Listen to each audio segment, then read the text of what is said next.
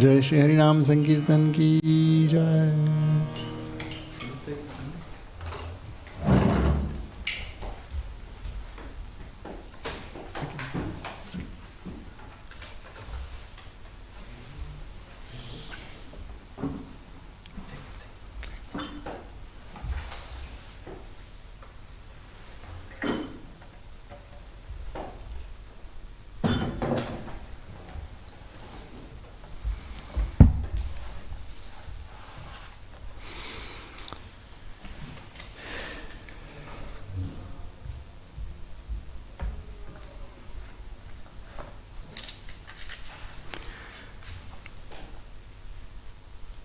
ओम नमो भगवते वासुदेवाय।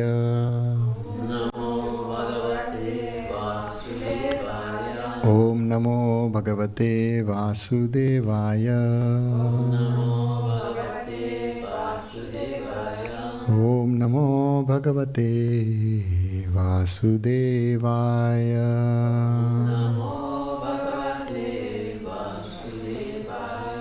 नारायणं नमस्कृत्य नरं चैव नरोत्तमं देवीं सरस्वतीं व्यासं ततो जयमुदीरयेत्।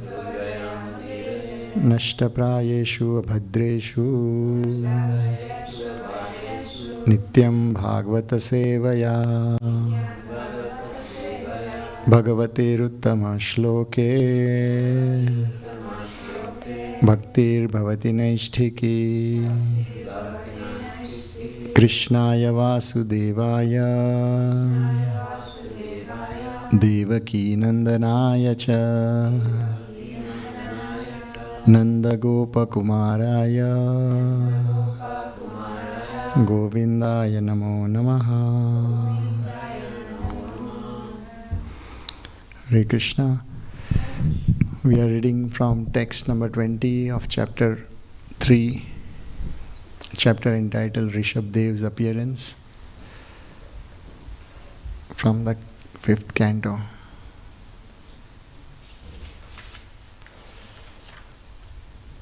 So, because the text is in prose, we'll just read word by word and then the translation. Barhishi in the arena of sacrifice. Tasmin, that. Eva, in this way. Vishnu Datta, O Maharaj Parikshit. Bhagavan, the Supreme Personality of Godhead. Parama Rishibhihi, by the great Rishis. Prasaditaha, being pleased. Nabhehe, Priya Chikirshaya, to please King Nabhi. Tat avarodhayane, in his wife. Meru Devyam, Meru Devi. Dharman, the principles of religion. Darshayetu Kamaha, desiring to exhibit how to perform. Vatarasananam, of the sannyasis, who have almost no cloth. Shramananam, of the Vanaprasthas. Rishinam, of the great sages. Urdhvamanthinam, of the brahmacharis. Shuklaya Tanuva, in his original spiritual form, which is above the modes of material nature. Avatatara, appeared as an incarnation. Translation and purport by His Divine Grace A.C. Bhaktivedanta Swami Prabhupada. Prabhupada ki jai. O Vishnu Datta Parikshit Maharaj, the Supreme Personality of Godhead was pleased by the great sages at that sacrifice. Consequently, the Lord decided to personally exhibit the method of executing religious principles as observed by the brahmacharis, sannyasis, vanaprasthas and grihasthas engaged in rituals, and also to satisfy Maharaj Nabhi's desire. Consequently, he appeared as the son of Meru Devi in his original spiritual form, which is above the modes of material nature. Purport. When the Supreme Lord appears or descends as an incarnation within this world, He does not accept a body made of three modes of material nature, Sattva-gun, Rajogun and Tamogun. Mayavadi philosophers say that the impersonal God appears in this material world by accepting a body in the Sattva Guna. Srila Vishwanath Chakravarti states that the word Shukla means consisting of Shuddha Sattva. Lord Vishnu descends in his Shuddha Sattva form. Shuddha Sattva refers to the Sattva Guna, which is never contaminated. In this material world, even the mode of goodness, Sattva Guna, is contaminated by the tinges of Rajoguna and Tamoguna. When Sattva Guna is never contaminated by Rajoguna and Tamoguna, it is called Shuddha Sattva. Sattvam Vishuddham Vasudevam Shabditam, Bhagavatam 4.3.23. That is the platform of Vasudev, whereby the Supreme Personality of Godhead, Vasudev, can be experienced. In the Bhagavad Gita 4.7, Krishna himself says, Yada yada hi dharmasya glanir bhavati bharata abhyutthanam adharmasya tadatmanam srijamyaham. Whenever and wherever there is a decline in religious practice, O descendant of Bharat, and a predominant rise of irreligion, at that time I descend myself. Unlike ordinary activities, ordinary living entities, the Supreme Lord is not forced by the modes of material nature to appear. He appears dharman darshayatu kama, to show how to execute the functions of a human being. The word dharma is meant for human beings and is never used in connection with beings inferior to human beings such as animals.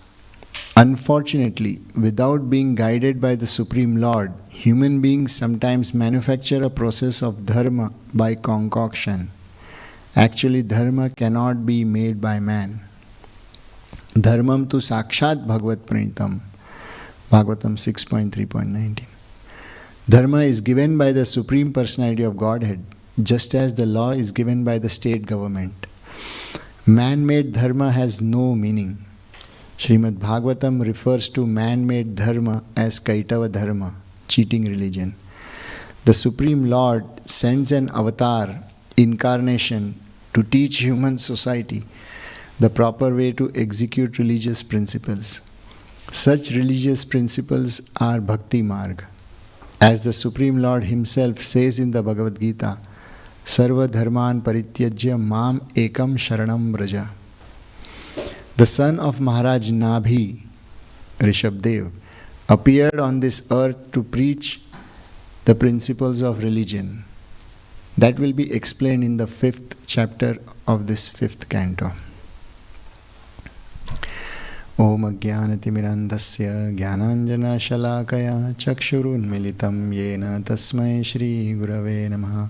Shri Chaitanya Manobhishtam Sthapitam Yena Bhutale Swayam Rupa Kadamahyam Dadati Swapadantikam Vandeham Shri Guruho Shri Yuta Padakamalam Shri Gurun Vaishnavamscha Shri Rupam Sagrajatam Sahagana Raghunathanvitam Tam Sajivam Sadvaitam Savadhutam Parijana Sahitam Krishna Chaitanya Devam Shri Radha Krishna Padan Sahagana Lalita Shri Vishakhanvitamsya He Krishna Karuna Sindhu Dinabandhu Jagatpate Gopesha Gopika Kanta Radha Kanta Namostute Tapta Kanchana Gaurangi Radhe Vrindavaneshwari Rishabhanu Sute Devi Pranamami Hari Priye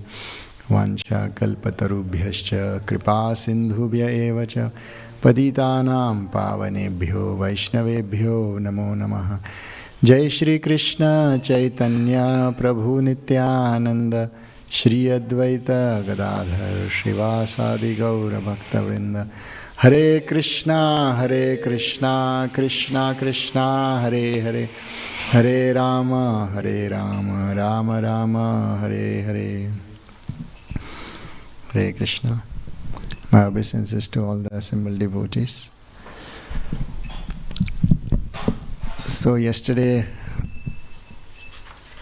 Shikshashtakam Prabhu spoke about a little bit of Mayavad towards the end of the class, and then the purport touches that topic today.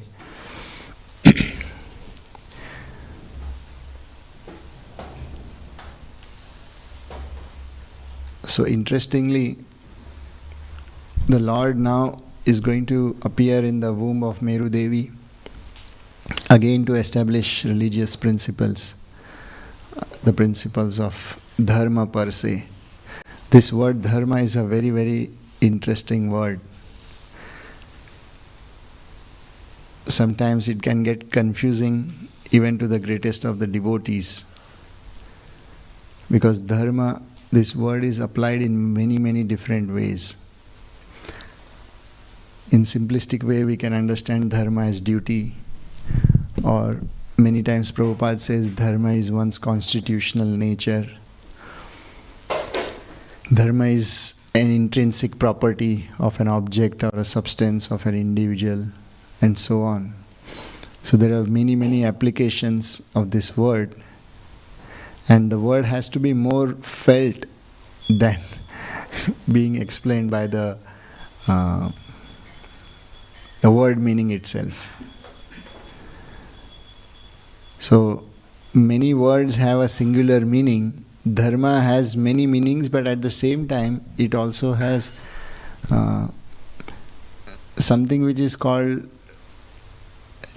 one who understands dharma then starts understanding that it has we need to have a sense of the word, how it applies, than the literal meaning, because the meaning has a lot of limitations.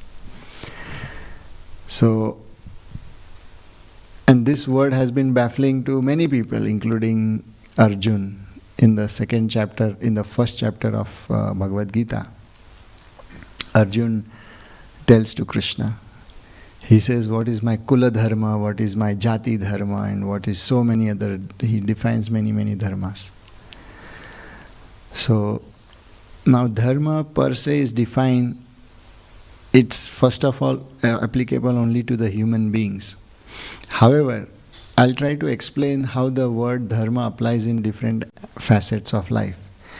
Let's say, when we understand dharma as an intrinsic nature, then that can be applied to anything. For example, let's take water. So water has its natural dharma or a property. In that sense, the word dharma is used as a property. Fire has a natural dharma that it will burn irrespective of who you are. If the fire is being lit for the pleasure of the Lord, that does not mean that because it is arati, so it will not burn you. If you get too close, it will burn you. Even though you are using the fire for making Mahaprasad, and it is a divine fire, but if you come close, it will burn. And if there is a fire in the building, it will still burn. So irrespective of whether you are using the fire for an auspicious or an inauspicious cause, it will burn. So what is that which makes it burn, irrespective of nature, environment, class of person or whatever? It is its intrinsic property. Similarly, water has its dharma to quench thirst or to purify and so on. So everything has a dharma per se. So a lion has a dharma, a tiger has a dharma, elephant has a dharma, everyone has a dharma. But in the case of human being, dharma expands its meaning. The moment you are a human being, there is one aspect of dharma which is your intrinsic property, like because you are a human being, naturally you will be walking on two legs. However, recently I heard about two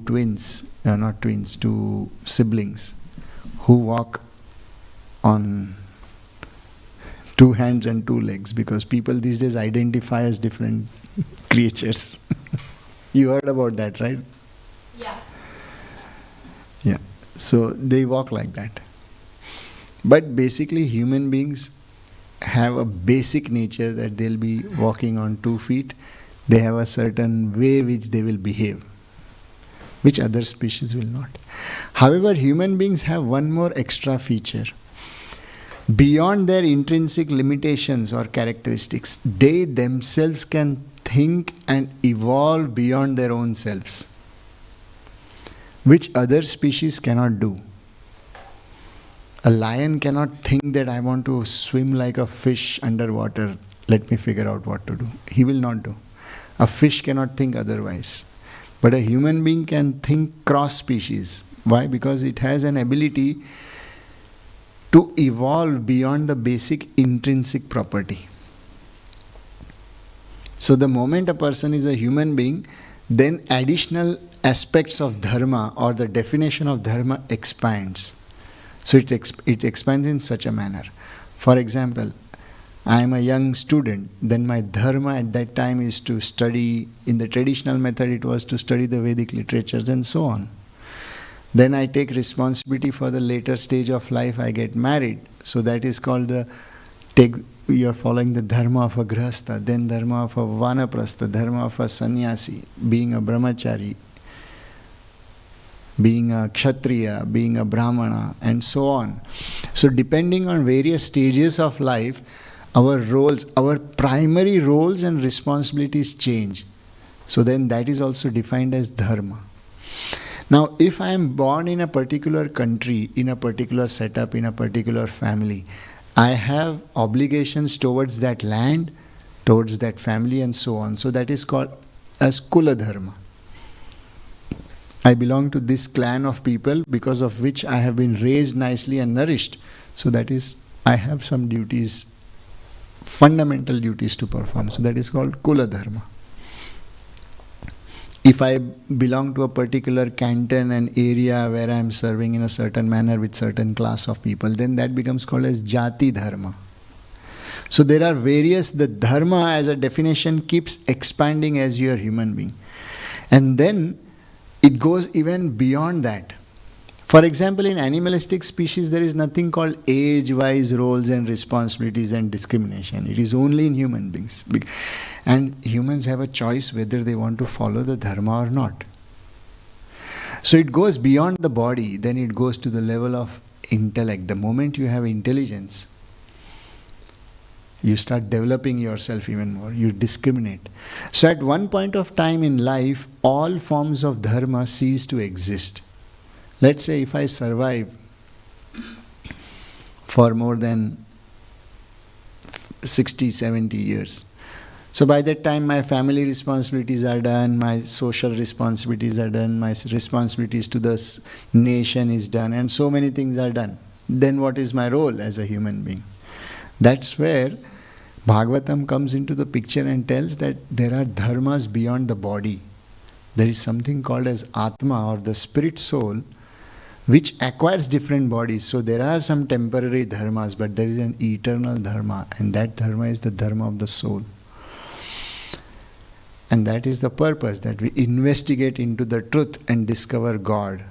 But even when you discover the truth, does the journey stop there? No. So Srimad Bhagavatam beautifully explains that all these different kinds of dharmas are necessary so that we come to the platform, we are stable, in our lives, and we come to the platform to make a meaningful journey further ahead beyond the body. If a person is not stable in material life, he cannot be, he cannot properly practice spirituality. Some material stability is required.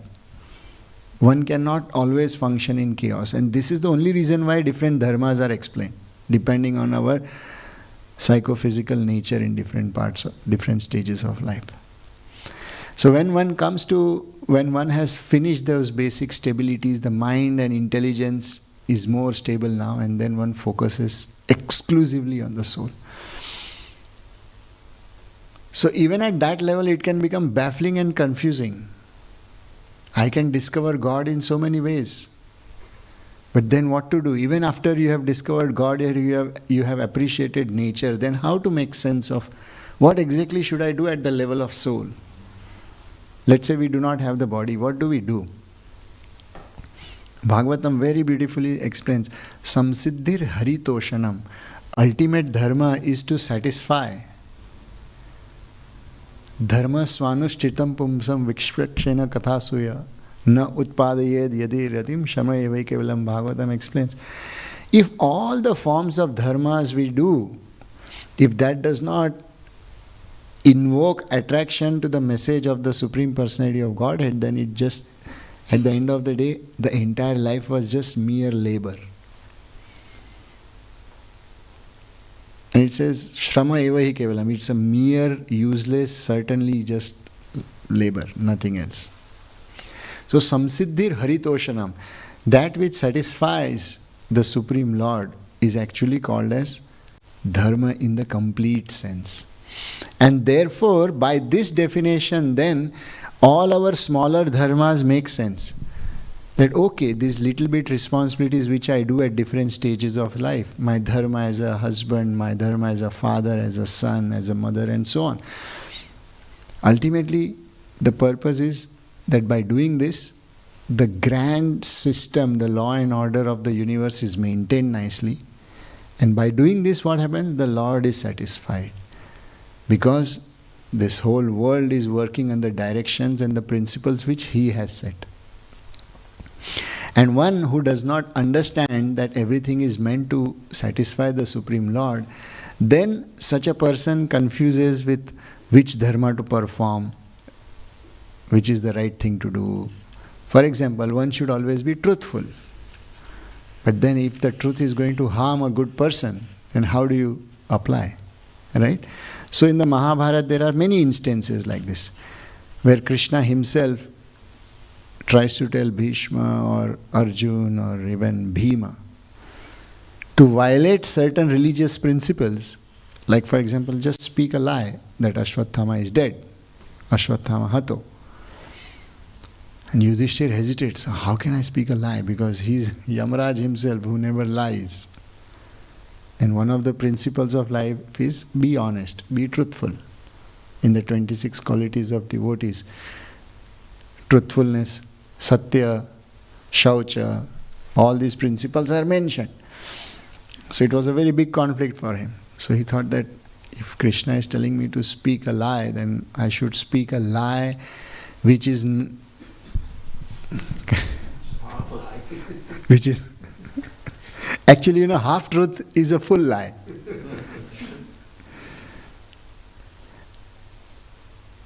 If you reduce a lie or you increase a lie, the lie always remains a lie. But truth, if it is lessened even little bit, it totally becomes a lie. So half truth, there is nothing called half truth, it's basically a lie. So Yudhishthir, he hesitated. Because he, being Yamaraj, one who maintains the law and order of the universe, he got confused of what dharma is now. There was a confusion that here is the personality of Godhead from whom I have learned things and I am so used to following that. Suddenly that same person tells me to do something else. So that becomes a very challenging situation. Same thing happened for Bhishma as well. He thought that I am supposed to be truthful and loyal to Hastinapur, that kingdom, how can I fight against the Kauravas? Moral conflicts. So we see, no matter who you are, how great you are, someday we all will come across situations where what is truth and what is lie, how much false is actually false and how much true is actually true. These questions do come. Even in a very simple life like a brahmachari life, amidst such a auspicious and pious environment of Krishna consciousness, we have had these struggles always.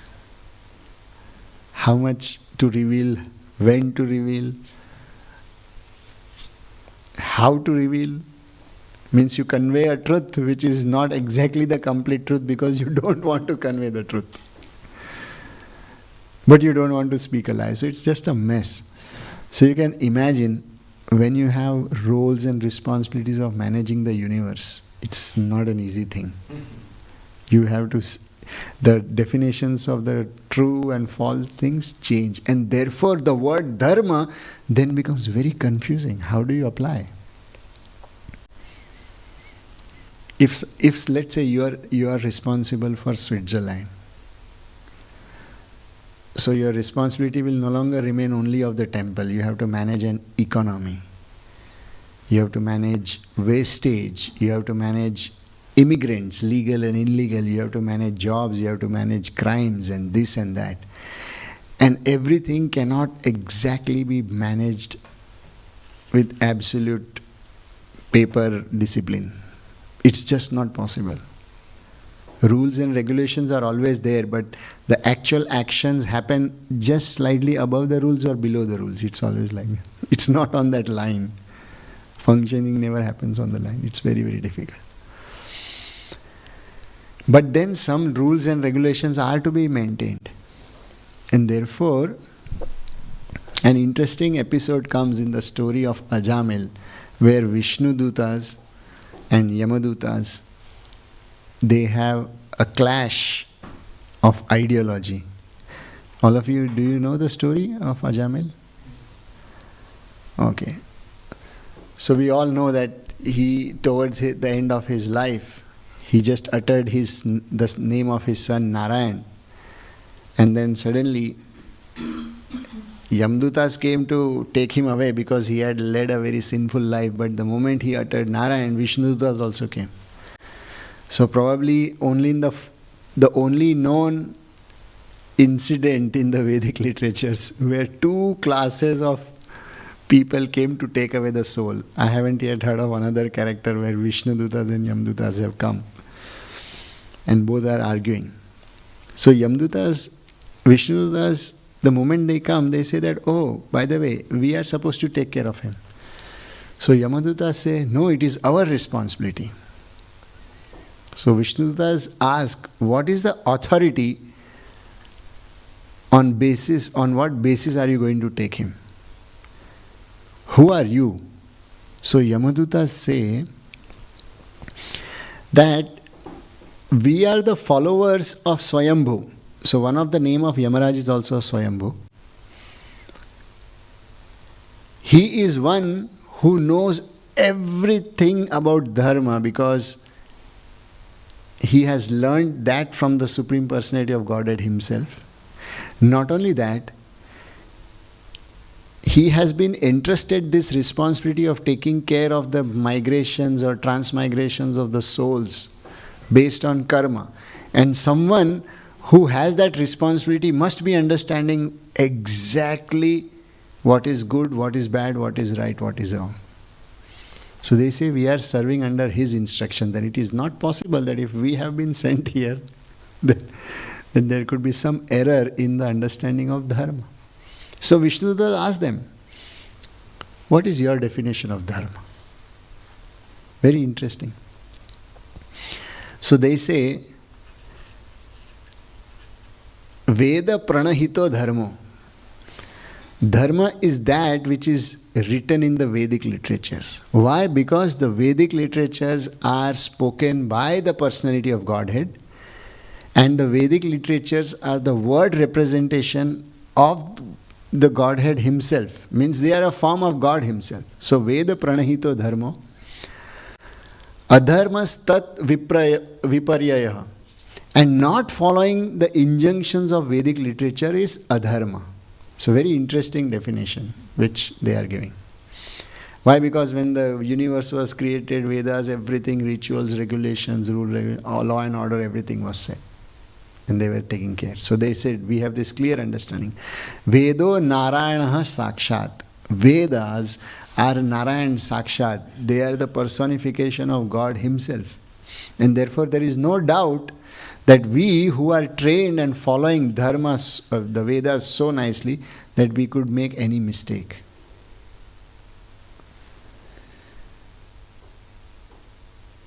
So, naturally Vishnudas would ask, on what basis are these definitions coming? They said, this is what Yamaraj has taught us.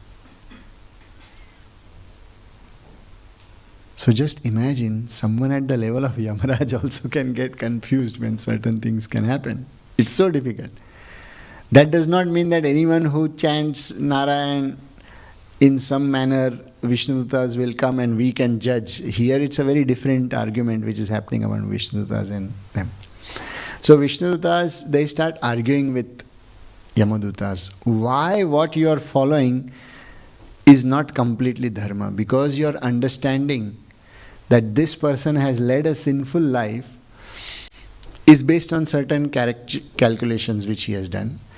And also he uttering the name of Narayan has not been taken into account. Whereas when we are calculating something, we are seeing that he has been a pious person the earlier part of his life. He was a person with great intention, good intention, sincere person.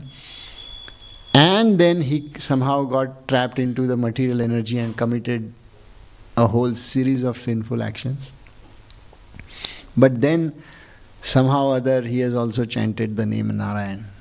Because when he kept the name of his son Narayan, that was not out of some whimsical things, because he had a lot of cultural and spiritual experience and understanding. Based on that, he had kept the name of his son Narayan. But then he got deflected. So at the later stage of life when he chanted, so Vishnudas told Yamadutas, have you taken account of this full thing?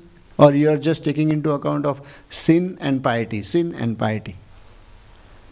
What about the overall intention and overall sense of devotion which he had? What about that? So Yamadutas did not have satisfactory answer for that, because Yamaduta's calculation was not at the consciousness level, it was at the levels of actions. He did good, he should be rewarded good. He did bad, he should be rewarded bad. That's it. And they were impartial. But what about consciousness? What about such people who, despite such a wrong samskar of doing of so many karmic influences, and then they do some wrong actions, but deeply in their heart they have this sincere desire to get rid of this material existence? How do Yamadutas actually calculate that? Because that does not fall into the exact purview of Vedic literatures. Why? Because, especially the Vedas. Because if you read the Rig Vedas, Yajur Vedas, it does describe something about the truth. But it does not give an exposition into it that this is the manner in which you start interacting with the truth. So there are rules and regulations that if you want to establish, let's say, a temple or a house, these are the mantras to be done, this is how you place the dimensions and this and that, rules, regulations, lots and lots of various kinds of yajnas and procedures are explained. Depending on what kind of husband, wife, son, child, desires you want to fulfill, there are full-fledged things are there. And how to lead your life nicely, what skills are required, how to acquire, all those things are given. But clearly there is no definition of the ultimate dharma at the level of soul. There is some message in the Vedic literatures that, okay, worship Agni, worship Surya and so on, because they are the first gods whom you can perceive at the level of the body. When we talk of Krishna and Jagannath, they are not exactly perceivable. But you can immediately perceive the Agni, you can perceive Surya, you can perceive Varun, water, and these elements.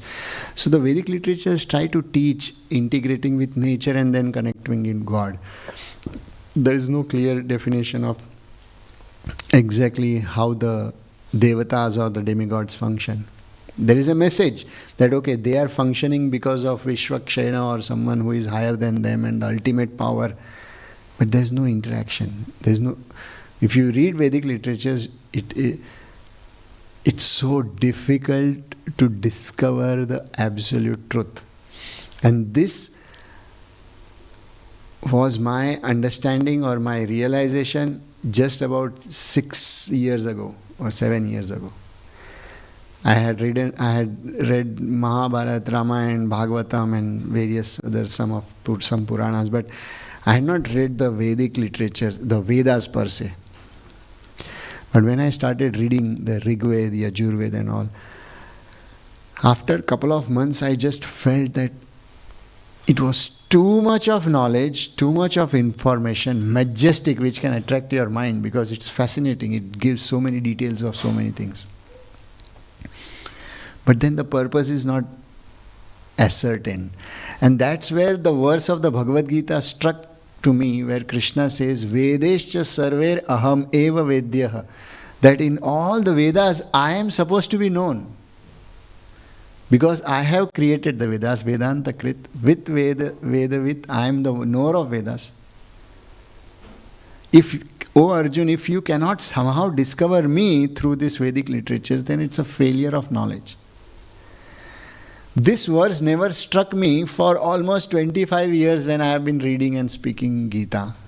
But I had to read Vedas to just make sense of this word. And truly, if you really want to appreciate this word, that verse, that Vedescha sarver aham eva vedya, I am to be known, just read Vedas. Take one Veda, not the whole. Rig Veda has so many parts. It's like the whole Bhagavad literature. Just take one canto of one Veda and read. You'll get tired and exhausted, but you'll go nowhere. So Yamadutas are functioning at the Vedas and that level. So they do not function at the level of deep consciousness and the yearning of the soul. That's not their duty. Their duty is to see law and order. Like for example, you may have committed a great crime and you are repenting for it. But the law and order of the state is not going to forgive you that, oh, actually you never meant to drive so fast and suddenly you broke a rule and someone died. No, you are going to be punished. For breaking the traffic rule, you are going to be penalized with some money and some years of prison for the rules. And then because of that, additionally you killed someone, you are going to be penalized for that. The judge or the law is not going to say, but he was never like this, he was a good person, this is just an accident. Law does not excuse. Law is supposed to act on actions. There is a component of intention which can come that, okay, if you behave nicely in the jail, some time may be excused, maybe not 4 years, you may get 3 years of prison. But you cannot be excused whatsoever just because you have been such a nice person your entire life, a harmless person, a vegetarian and so on. But they are not going to take into account like that. So Yamadutas are like that. They are the law executioners. They don't take into account all this. Vishnu Dutas, when they see that no, there is something else, and therefore they come. So Vishnudutas tell to Yamadutas what is dharma. Now comes a newer definition of dharma, which is at a even a higher level. It's important to understand that what Yamadutas said is not a wrong definition. It's a right definition. That dharma is what Sakshat is, Vedas is the word of God, and therefore that is dharma. That's absolutely right. Vishnudutas expand. They said, Dharmam tu Sakshat Bhagavad Pranitam. Because what did Yamduta said? Veda pranito hi dharma. What the Vedas speak is dharma. And here they say what Krishna speaks, what Vishnu speaks, that itself is dharma. Because if there is a conflict, Jagannatha Baldev Subhadra Maya ki jai, Gaur Nitai ki jai. If a situation arises that the Lord is in front of you and He wants you to execute certain things, how will you act? So they say, Dharmam tu sakshat bhagvat pranitam. As the Mahabharata says, if Krishna told Yudhishthir to speak, just say Ashwathama is dead. So what Krishna was telling to Yudhishthir was to speak half-truth. Because Ashwathama had died. But Ashwathama the elephant, not the person. So there was a person, Ashwathama, and elephant.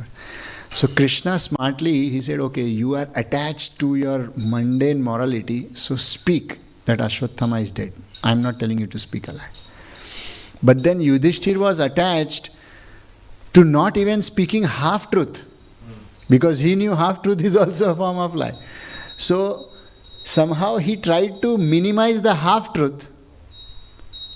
Now just see what conflict he was. He followed Krishna, said Ashwathama Hato, but he knew that Ashwathama, the elephant, is dead. And he also knew that the person is going, the person in front of me, which is Dronacharya, he is going to understand that Ashwathama, his son, is dead. But then I don't want to convey the message as Krishna is saying. I want to give him much more chance to figure out the truth to Dronacharya. So he says, Ashwathama is dead, Narova Kunjarova, but I don't know whether the elephant or your son. Still, he did not speak the truth because he knew clearly that it is the elephant.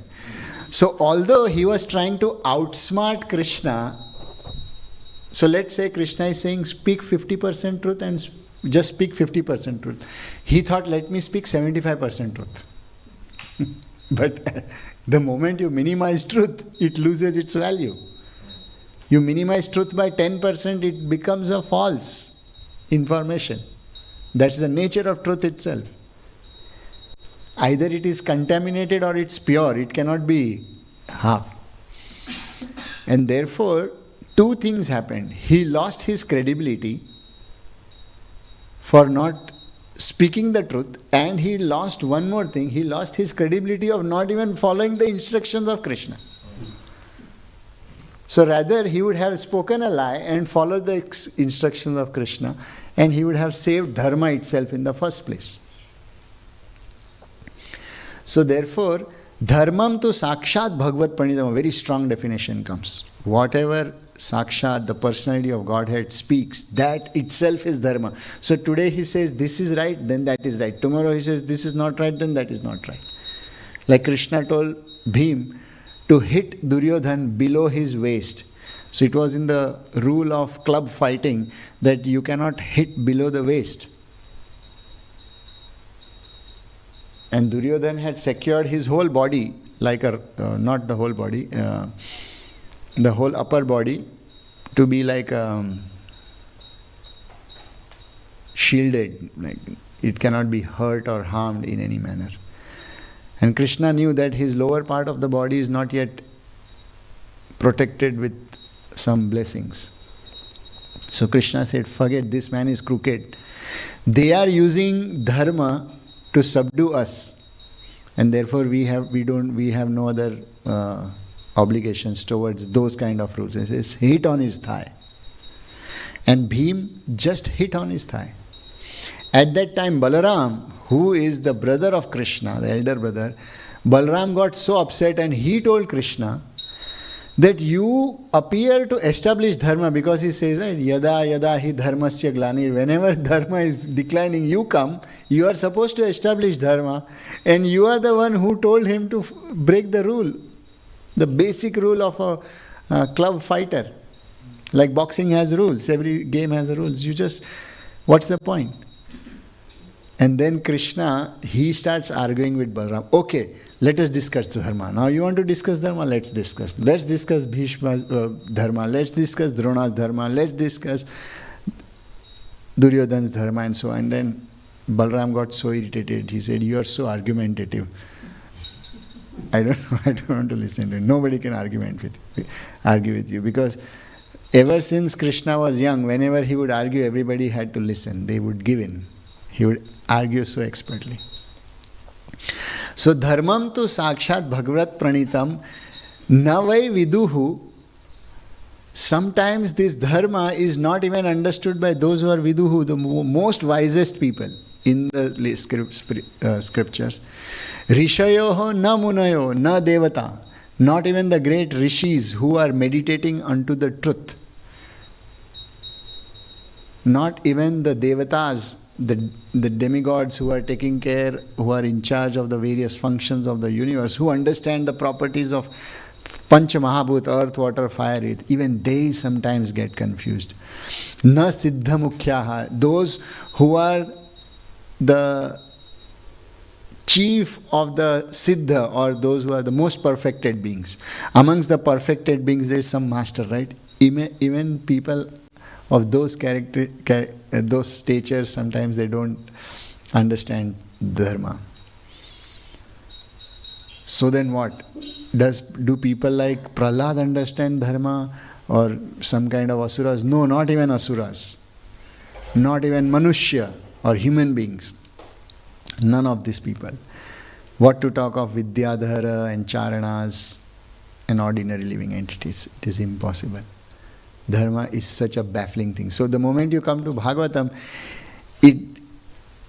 the whole Gita is centered around establishing dharma, and Rishabh is going to appear in Meru Devi's womb just to establish dharma.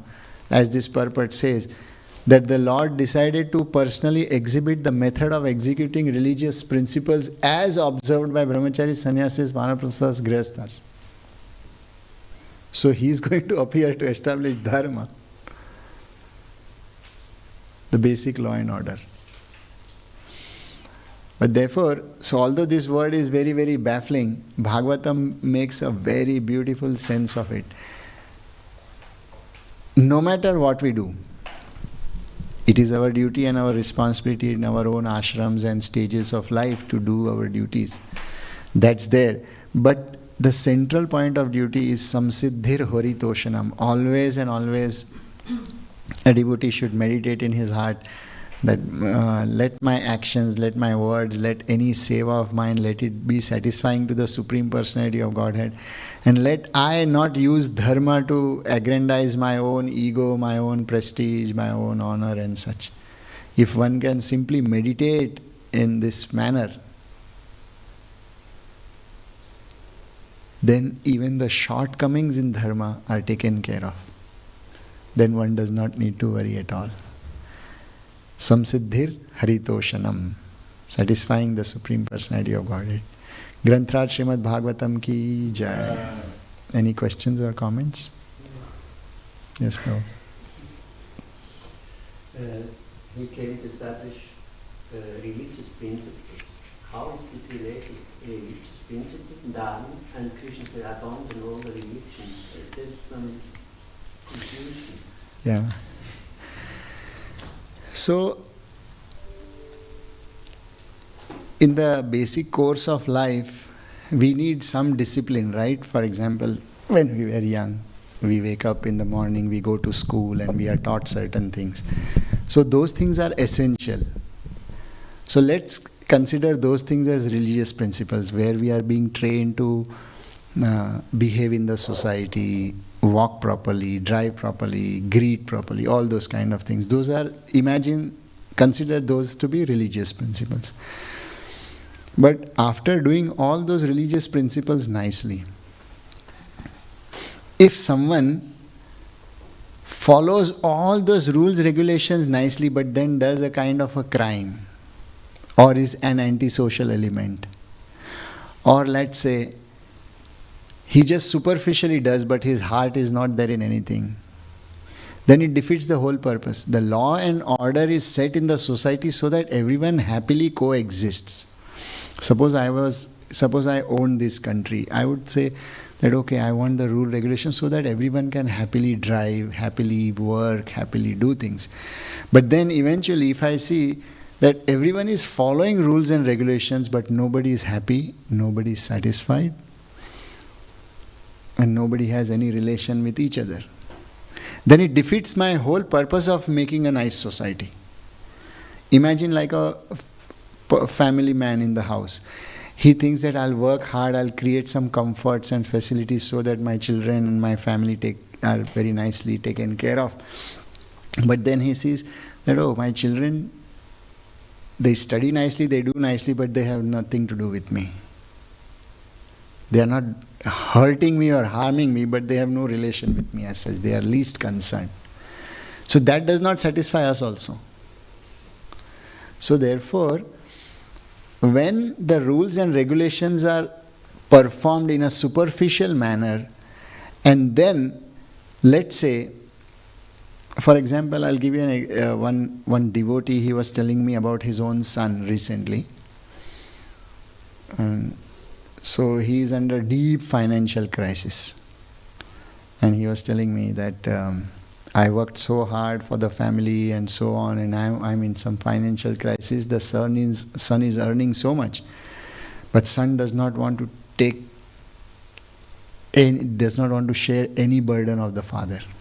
And the son explicitly told the father, see, this is all your problem. You deal with it.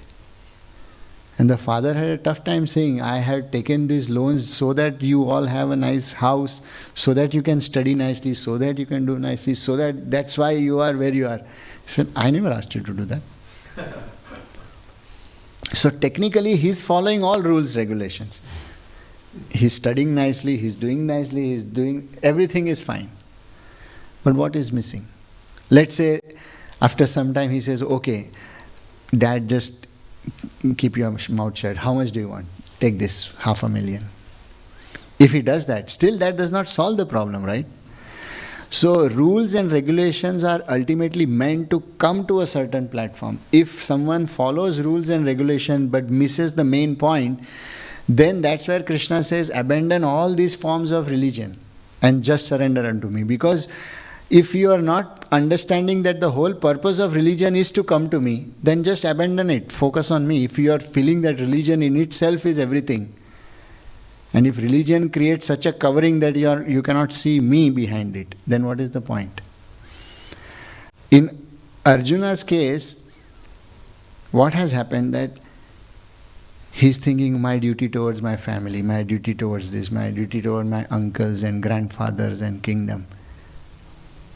And he's using them as a shield. Why? Because he does not want to take responsibility. Because he thinks that if I have to actually establish dharma, I have to kill my own people. And that's too much of emotional responsibility to take. And therefore Krishna says, okay, if you are using all these religious codes to escape the main duty of being a Kshatriya, then might as well give up those codes. So essentially, Krishna is not telling to abandon those varieties of religion. It is basically those silly arguments which Arjuna is presenting. That's what has to be abandoned. But right now the arguments are about Kula Dharma, Jati Dharma, this and that. He said, okay, if you understand these many dharmas so nicely, then focus upon being a good Kshatriya. And if you still are confused, then okay, you consider me as your friend, right? As your good guide, friend, philosopher, guide, like that. Then just forget about everything. Listen to what I say. And what did Krishna say? Krishna said, abandon all varieties of religion and just surrender unto me. And after surrendering unto Krishna, Arjun followed the Kshatriya dharma again. Because he fought.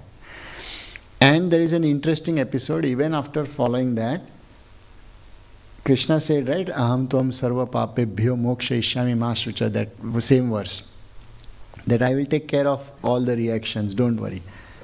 So Arjun, after the war, tells Krishna that, okay, now what to do? So Krishna says, go to Kashi or Varanasi and pray to Lord Shiva. So he says, why should I go there and play to him? What is this new thing? He said, because you may have committed a lot of sinful reactions in killing some innocent people in the war. So someone needs to take care of those negative reactions. Go and pray to Lord Shiva. So again Krishna himself is telling him, you have surrendered to me, but then do these manners. So someone who just understands from a rule regulation will think, that means forget about Krishna. Kill, pray to Lord Shiva. Kill, pray to Lord Shiva. Now that is also not dharma. One can keep killing and then, okay, I got it. Okay, Krishna, I don't need you. No, Krishna is not saying that. Surrender unto me means keeping him in the center and understanding the whole application. Integrating the whole creation, activities, the higher duties all together. That is what is Mam Ekam Sharanam Vraja. He says, if we miss the central focal point of Krishna or Samsiddhir Haritoshanam, the dharma is supposed to satisfy the Supreme Lord. All active. If that is not happening, then there is no point of simply performing rituals, which you see in India, largely people do that. It's a very ritualistic society. There is a lot of spiritual knowledge in India, but it is currently a very ritualistic society. So people have removed gods and the purpose, everything there. Okay, this is do these rituals, and then if you do some crime or something wrong, go and bathe in the Ganga and Yamuna. Take care. It's like you missed the whole point, right? So when someone surrenders to Krishna, what is Krishna going to say? He's not going to say, don't take bath in the Ganga. He's not going to say, give up your duties, give up. He's going to say, keeping me in the center, now that you want to please me, now do your duties nicely. So essentially, it is saying the same thing in a different manner, but keeping Krishna in the center. Without him, there is no value. Maybe there is some mundane value, just like, let's say, I may hate this country, but I follow the rules, regulations because I don't want to go in the jail. So I will exploit the country as much as possible within the rule regulation. It is possible, right? One can be an exploitative person within rules, regulations by finding loopholes. And one can be a devoted person just by following rule, regulations. So it's a very subtle thing. So again and again, the Bhagavad gives a very beautiful definition. Samsiddhir Haritoshanam. Pleasing the Supreme Personality of Godhead. In that way. Another point is, as the time changes, the rituals are misunderstood.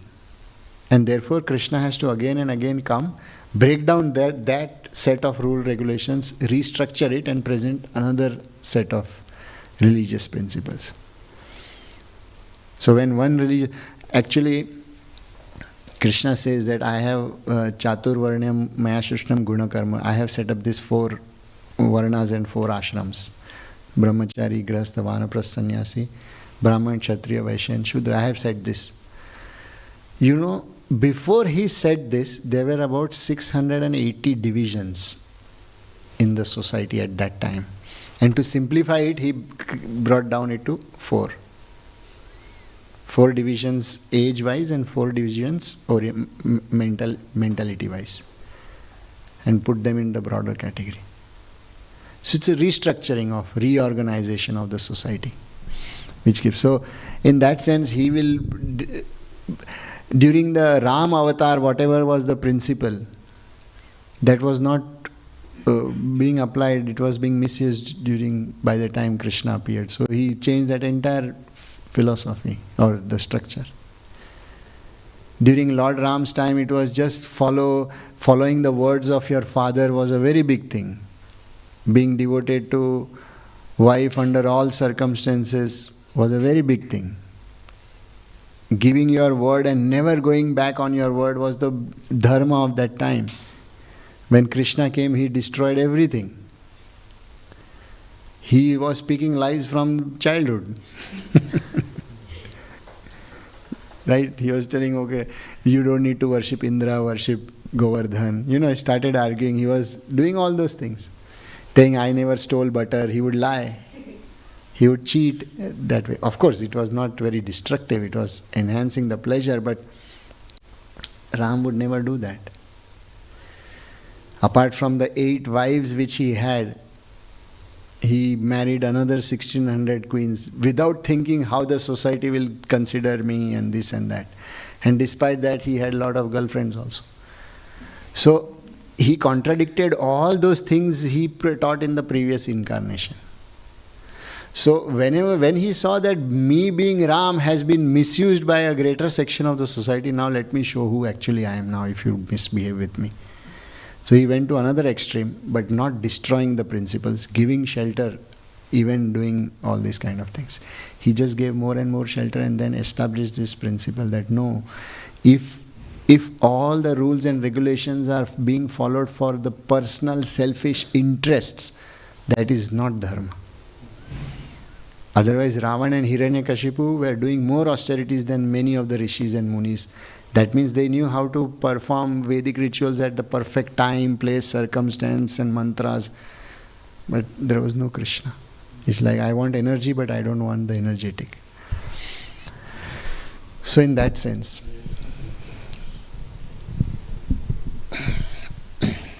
Yes, Mother. I have a question which is bothering me since sometimes, but it's maybe not on the topic. You want to? Yes, it's okay. I would like to get ready when I leave my body, and then I wonder that when we leave the body, the soul we will see our body lying down, right? And the soul will be like free. And I wonder, what will I do, Like, is there any, I don't know, is there any prescription in the Shastras where is some some rules or some ideas what to do at that time? So it's a very beautiful moment whenever that will happen. Why? Because you'll experience that a sense of freedom. Once for all the limitations of the body are gone. For those who are near and dear ones, they may feel sad. But generally when the soul departs in a normal circumstances, he is rid of the entire burden which is there of the body. For that person, even if he dies in a car crash or even if he is shot dead or whatever, the moment he is out of the body, there is a relief. And then you see that there is a greater existence. You actually realize that you never die. And this conception, people feel that when they die, they don't know what will happen, where they'll go. It's not true. You are never alone in life. We always have caretakers. In the English language, they say angels. But we all have caretakers throughout our life. Sometimes we all tend to make some mistakes and this and that. Intuitively, someone stops us. Despite reading and so many people guiding us, sometimes we are driven by intuitions and doing certain things in a certain manner. The more we are devoted to the truth, the more we take shelter of the holy names. There are so many personalities. Like just see Ajamil's case. He was thinking that just he's about to die. But suddenly he saw that there are Yamdutas also there. And not only that, there are Vishnudas. Even if there are Yamdutas, that simply means that I am not alone. Someone is taking care of me, right? I am not going to be lost anywhere. Personally, I have no problem with Yamdutas also. Because I know whatever they'll do for the welfare only. We don't need to be scared. Because everything is meant for the progress of the soul. If I have committed something, some mischief or some crime, if Yamadutas punish me, we see it as punishment, but it is reformation. It's okay. How can Yamaraj do something which is not beneficial for the soul? It's not possible. If we have been devoted, Vishnudutas will take care. We are not alone. The moment you get out of your body, you see that there was such a huge existence. Let's say, in this life, how many friends and relatives do you have? Can you mention about 50 names? Just 50, right? Maybe. Uncles and aunts and cousins. Not acquaintances, I am saying friends. Friends means who also look forward to meet you like that. That way we know about 500, I have thousands of acquaintances, but I can say I have 5 friends. And I have a few uncles and aunts. So if I make my list, it will be about 30, 40 people. Maybe if you are more social and very much active, it will be 100 people. But generally, people hardly have 10 or 15 people who are very close, reliable. 15 is also a very big number. I think 5 or 6.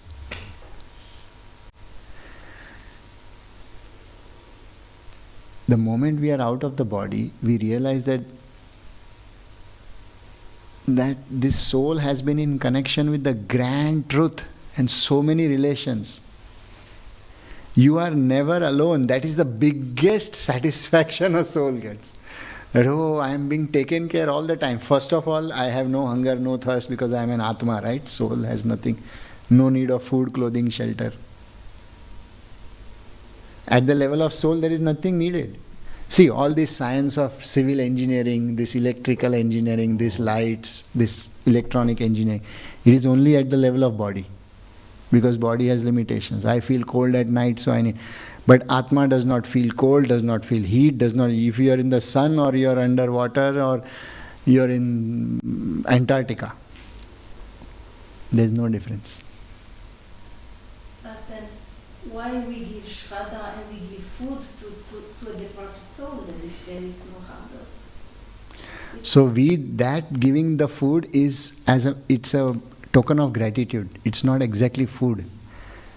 Like when we, in the yagyas, when we give some offerings to the fire, like ghee and butter or clarified butter or sweet rice and all, it's not that the Agni is eating that and feeling, oh, now the sweet rice was good, and that's not the idea.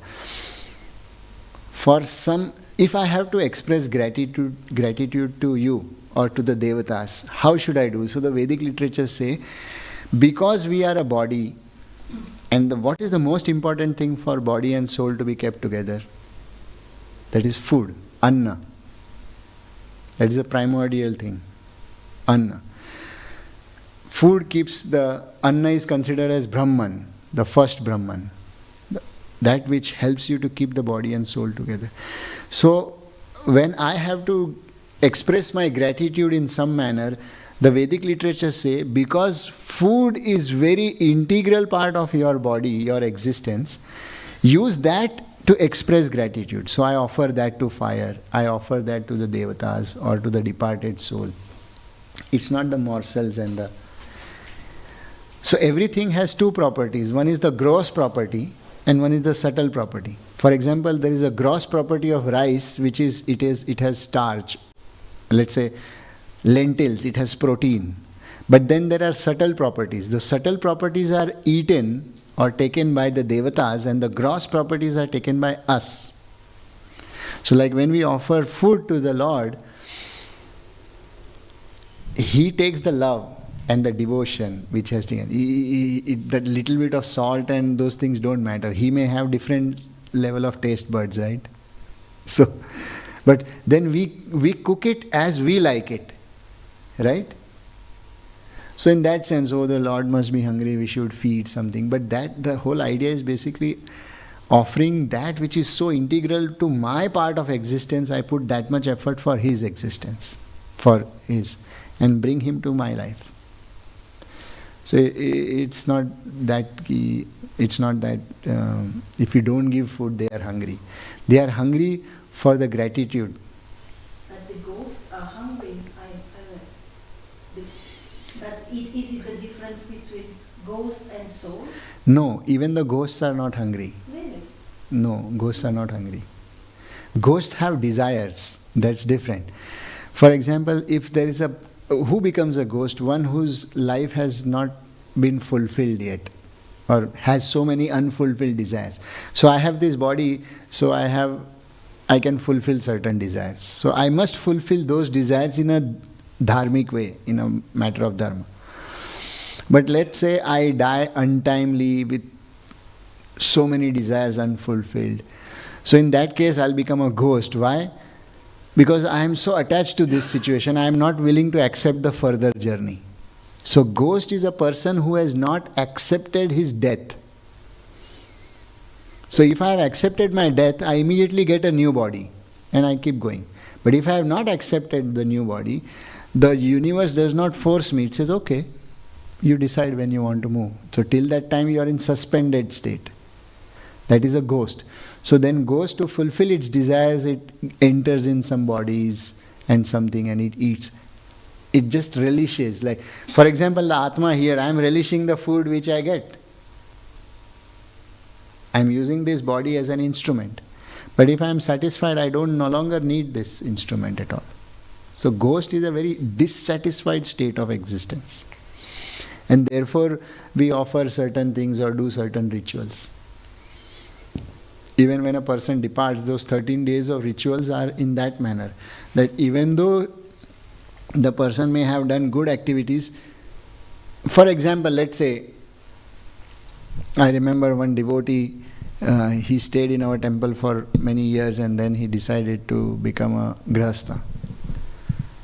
So the day he was packing his bags and going home, he had a lot of tears in his eyes. That, oh, I have been in this place for 8-10 years. You have some attachment and you have that. Now I'm going to shift to a total different new lifestyle and so on. So that period of, transition, that now I'm changing to a different body altogether. And although I know that this cannot come, but you want to have the last look, okay, now I'm saying goodbye to this place. Like I'm saying goodbye to this body.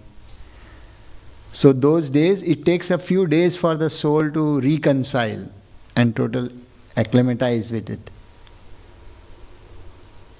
And therefore those 13 days of rituals are designed in such a manner that, okay, you feast, you feed devotees, you glorify that person, you read certain chapters and mantras, you do certain rituals in the sense that those rituals, all they say that now all that you have done, we are grateful for it, you please go move on.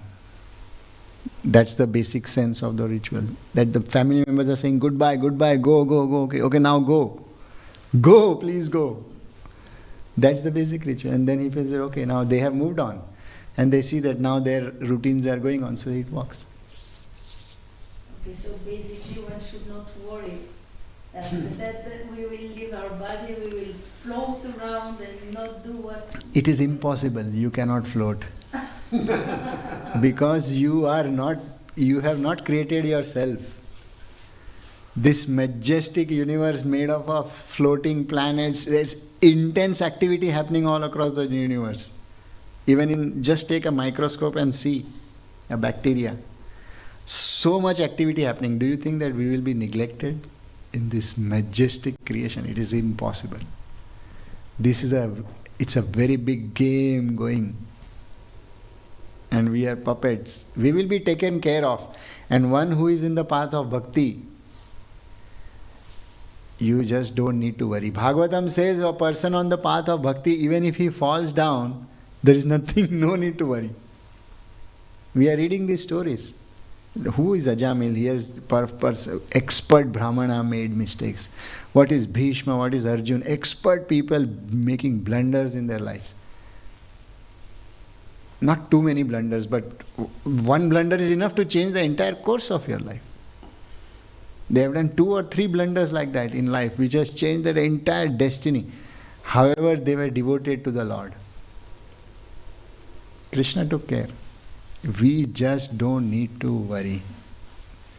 And death is going to be the most satisfying experience. More satisfying than life itself. We are running away from life. Think about it. Ever since you were born, there is always a target, right? I want to solve this problem. I want to get rid of this, You have been getting rid of your life throughout your life. When are you going to start living then, right?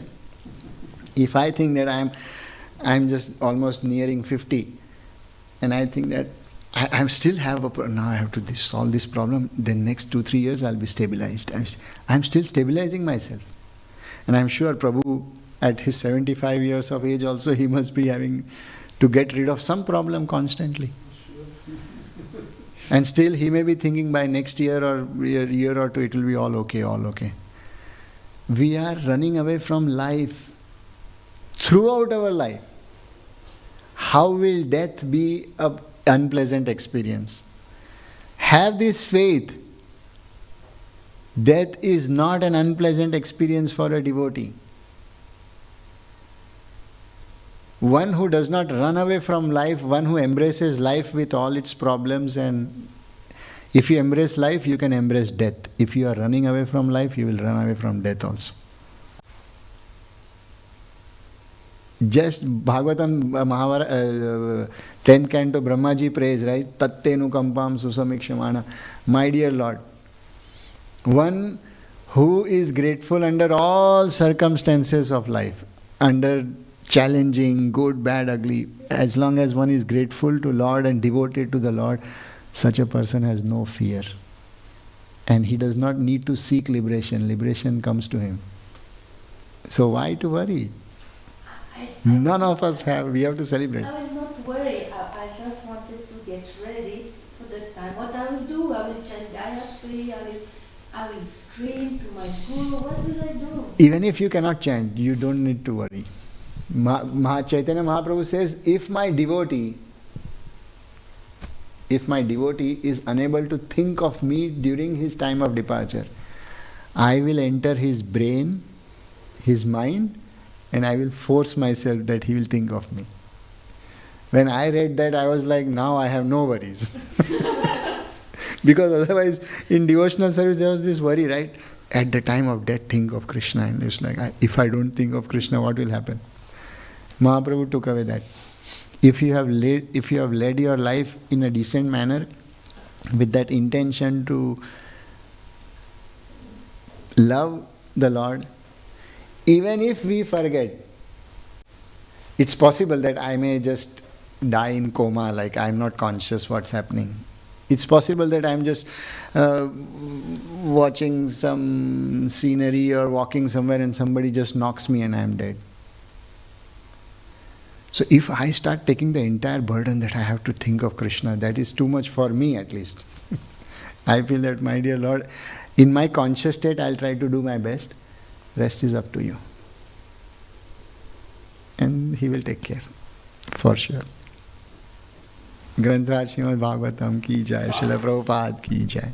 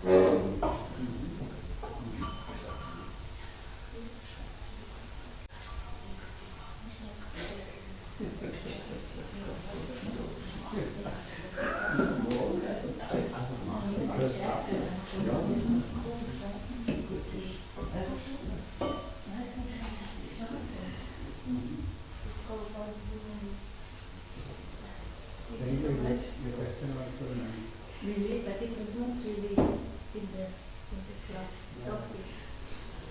Since childhood, I've been fascinated by the concept of death. So I'm waiting.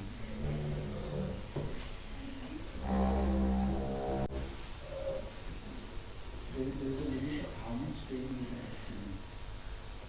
You don't get about it.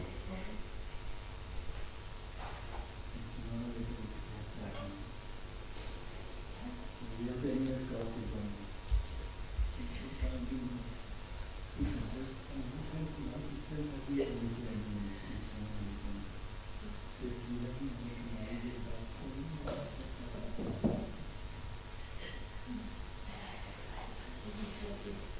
I believe that suddenly I see my body here and I will be all alone, you know. And I can go to the garden or I can do this because I guess we can travel to the school and then I'm a child, you know. where these people are coming. Before you learn this asking them. Really? Yes. For those who are below concern, they get to know even before they are dying. If it's a natural course of life, not an accident. They also start meeting and seeing such people. Oh, They that's come, nice. they start talking to them, they are coming and telling them, I have so many such people that telling me, my parents come and they also happen to them. Exactly they do because let's say Shani or somebody came and told that, okay, we are coming and so on. Yeah. Well, he is helping. Yeah, he is. Different people, but whoever is your Ishta. Yeah, then sometimes you have Ishta Dev also. This is my Ishta, like this. See, everyone has some caretakers. Just like, let's say you see your Guru, right? I have Guru, she has Guru, everyone has Guru. What is Guru? Caretaker, like Prabhupada, Rupa Goswami. Like that everyone has certain paramparas, certain systems, so certain devas, everyone is taking care of us. And whom you are devoted in your heart, will come to you before you go and do everything. That's so cool. It is so comforting. It's very It's nice. I don't have to speculate anymore. No. What will I do for your heart? But I have my question is that, you see, I left Switzerland and I'm living now in we tried with my husband to live in a self-sufficient project. We want to live in a project, we wanted somehow to produce our own food and flowers and eggs. And this is like a middle-aged village, is very underdeveloped in Serbia. And there the cremation is unusual. Everybody gets in the earth, you know, like put in a box and in the earth. And then there is only one place in the whole country who cremate and this is taking sometimes 1 month to cremate the bodies. And I was like, my God, you know, better I go, they put me, you know, they put my body in there. What do you think? once you are out of the body, It doesn't matter. My husband was like, I heard that the soul can sometimes get stuck in a hole. I was like, come on, I never heard something. That's why we have to burn the body because the soul can be stuck. No, why we burn the body is that the soul does not have anything to look for. For example, when I have this house, let's say it's my house and I always come back again when I stay in this house. So if I once break this house, I have nothing to hang on my Like an emotions to. attachment. And that's why we burn the body. Yes. Okay. And then the ashes are put in the river, right?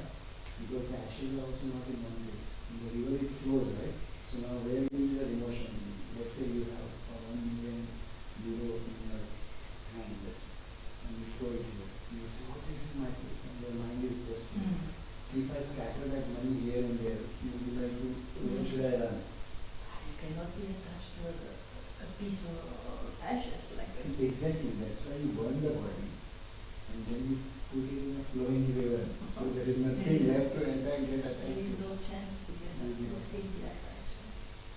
So that's why we really consider cremate, they don't be burials. Burials are there, a person may be there for a longer time. Yes, it's just because of that. Okay, so we can bury that again. Sorry, you were mentioning that the young people are just taking care that they follow laws, but as I am concerned is that also the law considers your intention. If you kill someone, law, or if you kill someone, intention is completely different. So actually it's so subtle. If I was you, the guy who just wouldn't take care of you. So when is that possible? dharma as a kshatriya. Okay. Now this person has killed only out of selfish desires. So that is definitely sin. As a police, if I behave in a certain manner, if I am in a law and order, right? When I behave in an egoistic manner, I will be punished. The Yamavikas do not exactly take into account the deep spiritual desires and intentions. So I may not do anything wrong. I have bad intention, but I have bad intentions. But I have not acted wrong. Yamavikas cannot punish me. I hate you, let's say. I wish all bad. But I have not done anything. How can Yamavikas punish me? But then as far as spirituality is concerned, I'll get punished because of hate and blocking my mercy, because of lack of compassion and blocking. You know? So it works like that. Yamavikas are not taking care of consciousness, they are taking care of actions. They are managing the overall, they are managing the departure of cats and dogs and materialistic things. Like, okay, I have done so much good and that, to give these things. The higher things, then that is taken care by the gurus or Krishna. That's where spirituality comes into the picture, right? I have another question. If you deal with a person who's like really thinking they're like all alone and they're like drowning in their problems and stuff, what is the best thing to do? Because you said like so comfortable, like, yeah, actually we're never alone. So much. We have to experience that, right? It has to be a part of experience. That is why personally I have seen that if someone is ready to do this sadhana myself, spirituality, chanting, these two things are happening nicely in a, not just in a ritualistic way, like in a yearning manner. I'm not talking of all the 16 laws, even if I chant 2 or 3 very devoted. One starts feeling that he is protected. You start feeling it. Instead of wanting to have that I should be taken care of, you actually want to take care of others. Why? Because you are so full within yourself. If you do not experience protection within, how can you even desire to help someone, right? So if someone is feeling alone, so you can always have stopgap solutions, or be there with that person, talk to that person. All those things are definitely there, but sooner or later that person has to come to the platform of getting into transcendental domain. Otherwise people are having friends and relatives and husbands and wives and still they feel lonely. Isn't it? They have everything and they feel lonely. It's so amazing, 7.5 billion people, and most of them are lonely. Everyone has partners and companions and friends and followers on Instagram. So one must understand that no matter how external things can fill that gap, sooner or later we have to get into some spiritual, fill that gap with the holiness. Then even if I have one relationship, 2 relationships, I feel so protected, so taken care of. I feel so nourished just by meeting some nice person in the day. It's always like that. So when someone is in depression, we need to give physical support, maybe do some pranayama, breathing exercises, so that the clouds of depression may go away. All those things can be done. But eventually, the person has to rise himself. Thank you, sir. Thank you.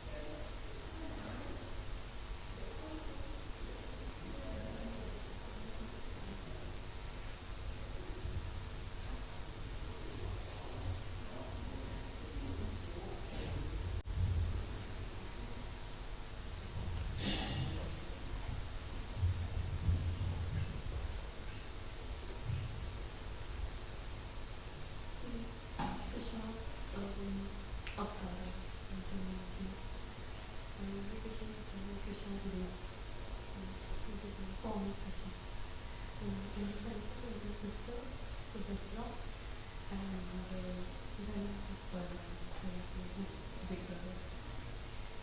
And so beside we have Chaitanya Mahaprabhu, and basically Krishna transferred to Avatar again, they came on earth to promote chanting of Krishna. Srila Prabhupada, he was on charge, he's the founder of the God who built this facility. So he came from India to America and then all around the world to promote Krishna consciousness. He is the founder of the this. And this is the meaning of God.